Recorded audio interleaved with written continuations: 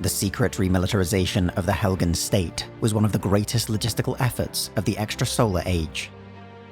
In the span of just 10 years, autarch scholar Vasari lifted his nation from the ruins of economic depression to become a preeminent military power. On the eve of the Second Extrasolar War, the equipment used by the Helghan army and navy rivaled or even surpassed their counterparts within the Interplanetary Strategic Alliance. But while their tanks, aircraft, and interstellar spacecraft could engage the ISA on equivalent terms, the Helghan military-industrial complex had produced something entirely without equal. Hidden within the vast rearmament of the Helghan nation was a weapon that would revolutionize war, a mounted artillery walker designated the MAWLR. The eventual terrorcide of Helghan would destroy many of the records and documentation related to the development and construction of the MAWLR platforms. How the Helghast managed to overcome the inherent limitations of such a design has likewise been lost, but almost certainly has to do with the use of petrosite, an immensely powerful energy source indigenous to Helghan. By whatever means the design of the MAWLR was made feasible, production was considered a priority to the Helghan military after their failed invasion of Vector, when a counter-invasion of Helghan appeared imminent. Numerous state corporations were involved in the manufacturing of the MAWLR platform, likely Stahl Arms, the Vasari Corporation, and Thoralf Sigurd Vig.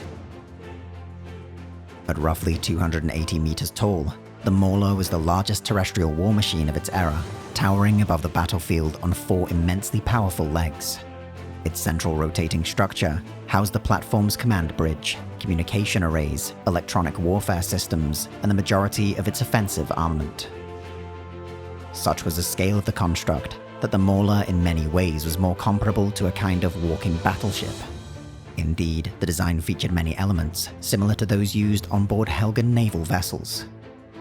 While its immense size reduced its overall speed, the MAWLR was a highly stable artillery platform. It was uniquely suited for rough terrain, capable of traversing the ruins and junkyards common across Helghan.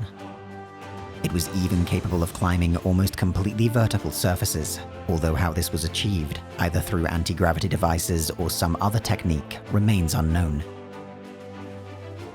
While a conspicuous target in any engagement, the MAWLR's petrosite-imbued armor made it immune to all but the heaviest anti-tank and anti-starship weapons. Its only major weakness was a series of vulnerable cooling vents and an external petrosite power supply. Even with these damaged or destroyed, however, the MAWLR remained combat effective until the central structure could finally be destroyed entirely. Its armament was distributed between a number of weapon batteries. Numerous autocannons and missile emplacements were located on the MAWLR's bow, with mortars and machine gun turrets situated both across the central structure and each of its legs. Despite the overwhelming firepower these batteries offered, they were merely secondary defensive armaments intended to protect the platform. Instead, the Walker's primary offensive element was a petrosite-powered arc weapon capable of discharging enormous beams of plasma well into the upper atmosphere. The intended role of the MAWLR was as a long-range artillery platform. During combat, they would be used to bombard enemy ground forces with conventional weapons, or strike starships in orbit with arc cannons. Because of their immense size, the Helghan Navy was never able to effectively transport the MAWLRs off-world, and they were restricted to defensive engagements on the surface of their home world. The MAWLR saw limited service during the Second Extrasolar War, mainly attacking ISA starships attempting to flee Helghan during the end of Operation Archangel. After the Helghan capital's fixed arc cannon batteries were disabled, several MAWLRs were deployed to fill the gap, and they scored notable kills on the ISA cruisers Dauntless and Compulsion. MAWLRs would also take part in the mop-up campaign following the failed ISA invasion, with at least one destroyed by ISA remnants that refused to surrender. After the destruction of Helghan at the end of the Second Extrasolar War, no MAWLRs were reported to have survived.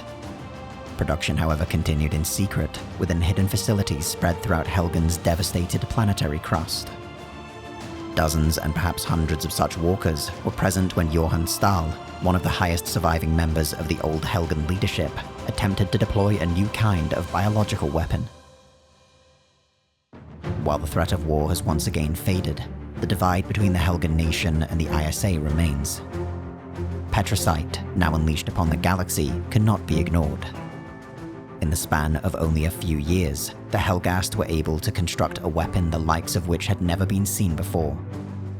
What they might have been able to accomplish if left uninterrupted, and what still might be lingering beneath the ruined surface of Helghan, is a frightening consideration. In Arsenal, the Templin Institute investigates the weapons, vehicles, and other constructs from across alternate worlds. If you've enjoyed this video and would like to join the Templin Institute, consider pledging to our Patreon page. Along with increased security access, you'll be able to vote in polls to determine future topics, get custom wallpaper every week, and receive some other exclusive rewards.